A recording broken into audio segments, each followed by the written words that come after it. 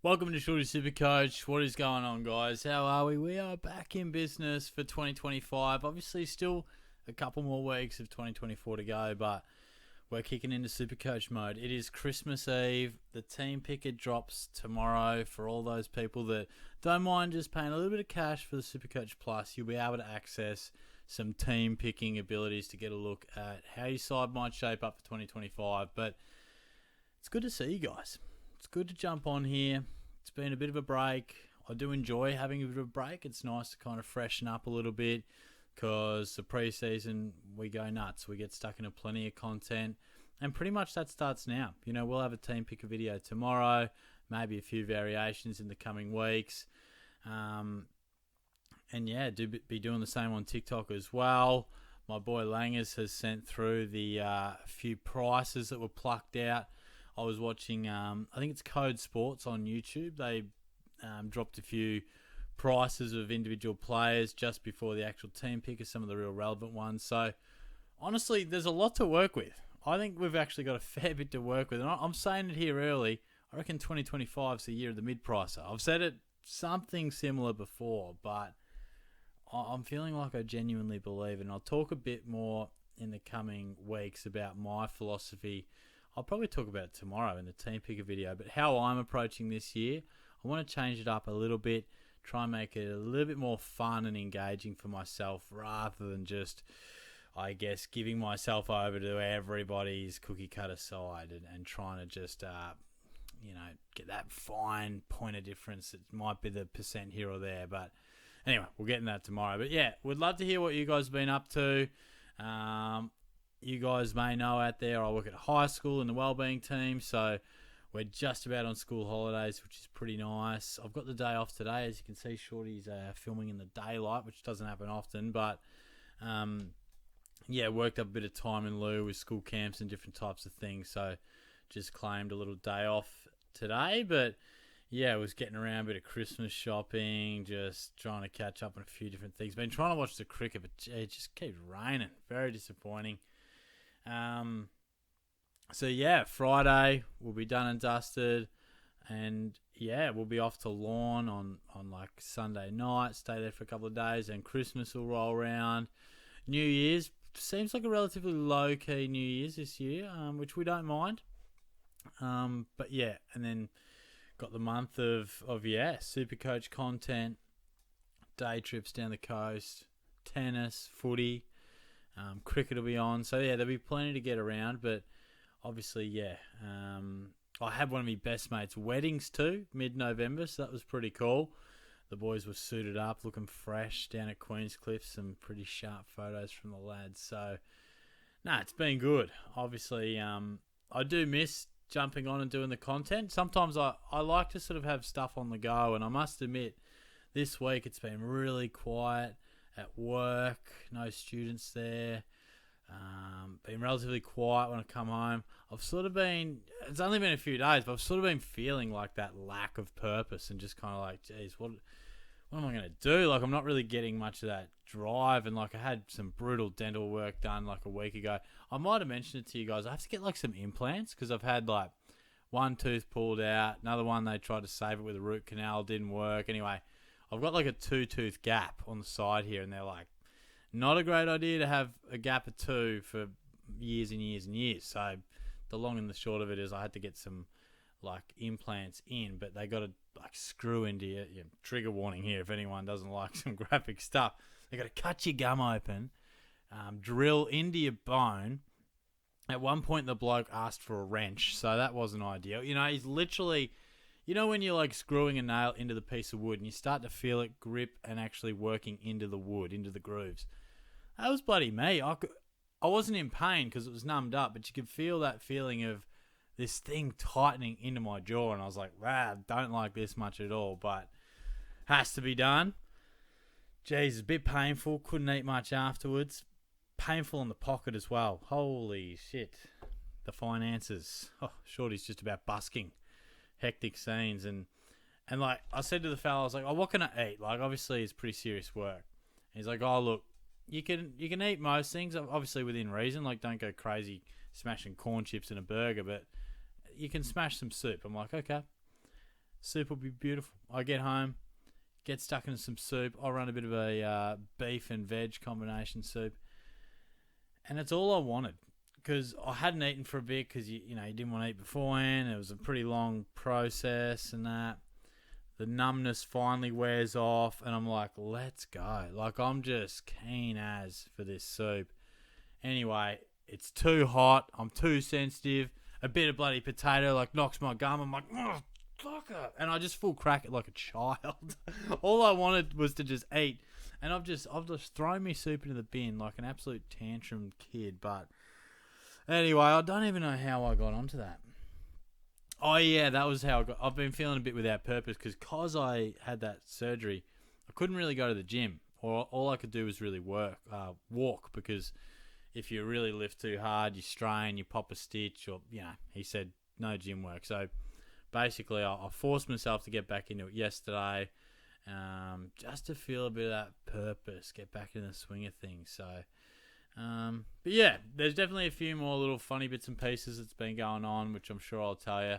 Sometimes there were some funny things that happened, and I just wrote them down. I was like, I'll have to tell the YouTube crew that at some stage when I'm back. But, yeah, we'll probably go live on TikTok when I'm in lawn, because I'll probably get a bit bored, but it will be nice to just get away. But yeah, that's a bit of a shorty ramble there for you. Feel free to chuck in any questions SuperCoach wise below, but I did want to just give my 2 cents worth on a few players that are mentioned here, but also a few that I'm just really interested in discussing. I think we'll go through all these guys just quickly, obviously. I think Ashcroft is right in my wheelhouse when it comes to thinking about starting him. It will come down to structure because it is an awkward price, but the form he's in, he just feels like he's cut from that Nick Dacos, Harry Sheezel mould. So if I said, am I picking him or not right now, I'd be saying I'm picking him. Bailey Smith, absolute lock, under 400k. Jeez, it's getting me excited watching him run around at the Cattery. Number 3, the blonde locks are flowing. He's going to play inside mid. He's an absolute lock. Horn Francis, I was actually spewing that he got forward eligibility. Certainly helps us in the forward line, but I was going to pick him anyway. I reckon he can nudge around the 110, but the fact that he's a forward makes him absolute lock. I should touch on too, some of these prices you might look at Bont and go, under 700k, what the hell? These are scaled back a little bit, and the reason being, you probably have already heard, certainly if you're a close SuperCoach follower, you will have. If you're a bit new to it, we now have a flex position, which is a 31st player. So instead of giving us extra in the salary cap remains at 10 million, but they've scaled back the prices of all players just to absorb that extra player and not be disadvantaged in how we got to spend our cash. So in essence, we'll now get rookies that are just a little insight to Shorty's Facebook there. We'll now get rookies that are under 100k. So the old 102 used to be the cheapest. We'll now get like a 98 or a 99k, I think, which would be pretty random. But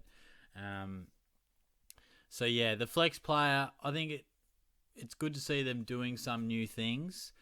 I wrote to Al Patton, shot the email out with a few ideas. I'm glad they're doing stuff. He did reply, which was nice, so thank you very much, mate. I appreciate that. I don't think this will be a huge move. All I think it'll be is people will add an extra cash cow. That'll be the 31st player, an extra guy to make us money at the start of the year, and then we'll slowly look to transition that to a premium. So it might give us, as the name suggests, it might give us some extra flexibility, but I don't see it being a huge game changer. If anything, it maybe caters a little bit to just the everyday fan. I'll just stop this because we get timed out at 10 minutes. I've just got a little shorty rant here for you. So what I think the flex player does is, another part that's important is that he will add to your score as a 23rd scoring player, but you'll only get best 22. So basically, if someone's a late withdrawal or gets injured in the first quarter, is only on like 12, that'll get cancelled out. Your lowest scoring player will get cancelled out. Much like the buys, where we get best 18 out of 22, you'll get every week the best 22 of 23. So it sort of gives you a little bit of a safety net. And same in the buys. You'll get the best 18 of 23. I can sort of see the thinking there because concussion is far more prevalent. I can kind of see why subbing players out is more common now because of the concussion. So I kind of get that. But I don't know. I feel a little bit like every change, like with the extra trades and different things, every change seems to cater for the game to become easier and take away any real... I guess it caters for the beginner. It caters for those that don't want to think too much. And I guess at the end of the day, that's what it's about. They want to have people playing their game. It earns some money. They don't want to overcomplicate it. Certainly some ideas I put across to Al Patton were definitely more complex. But I think we've got to offer something. You guys might have seen my video. It was about a trade-in loading on a player's price. Look it up in my videos if you want to see a bit more on that. But I think everything we add just makes it a bit simpler, a bit easier, And I get not everyone follows it as closely as you or me, but I think we've got Classic, we've got Draft. I think we've got to start looking towards a SuperCoach Elite or a SuperCoach Pro or whatever you want to call it. I think we've got to have a form of the game because right now it's getting easier, and I think it's obviously getting more popular, it would seem, because they do make these changes and it helps with engagement.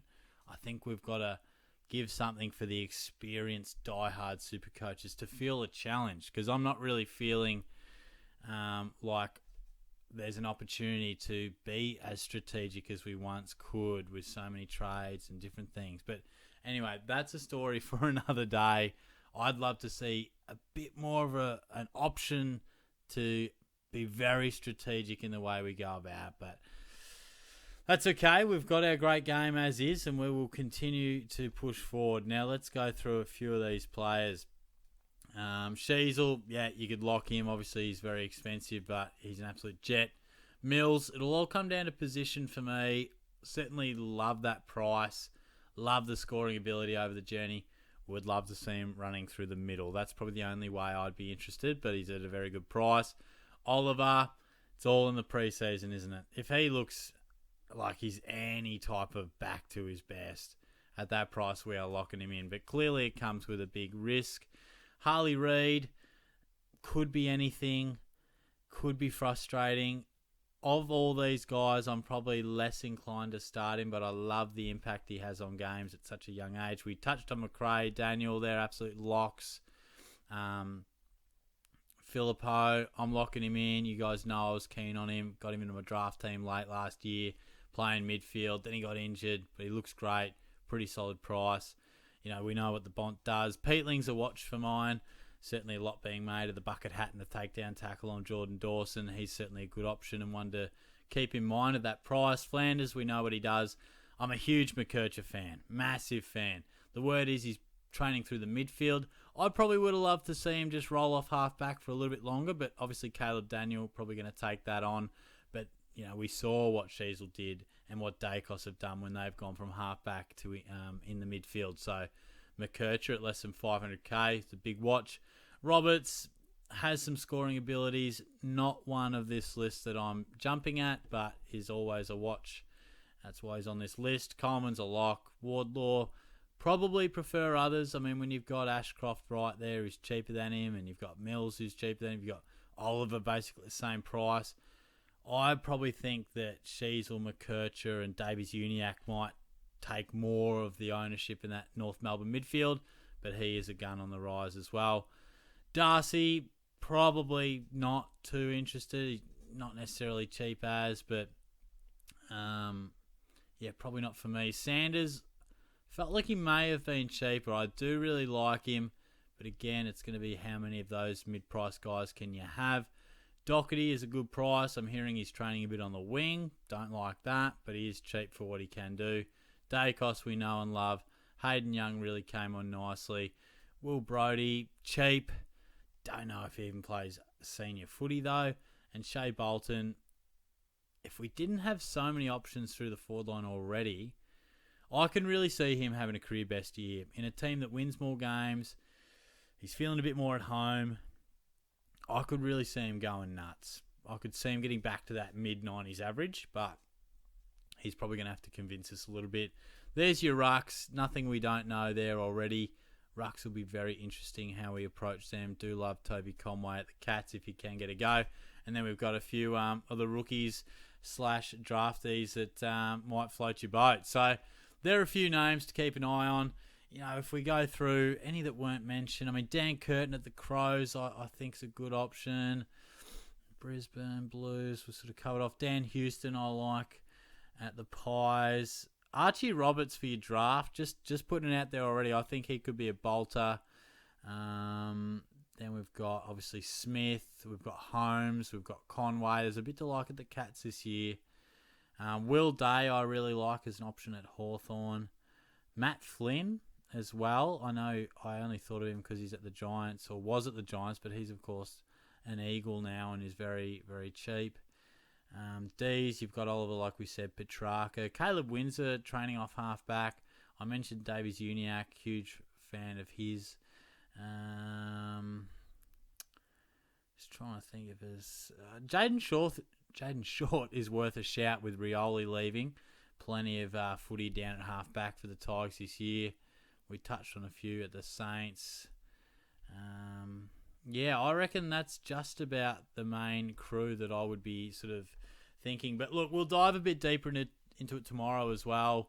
Of course, we'll have the names and prices of everyone, and we'll just formulate a bit of a side and pretty much do it on the run. But there are a few names that, yeah, definitely well priced and ones that'll be very popular. So I just wanted to cast my eye over those. But yeah, I think I'm going to wonder if the cricket is back on. I heard that they were taking one of the covers off before. I don't know if we're going to get a result here.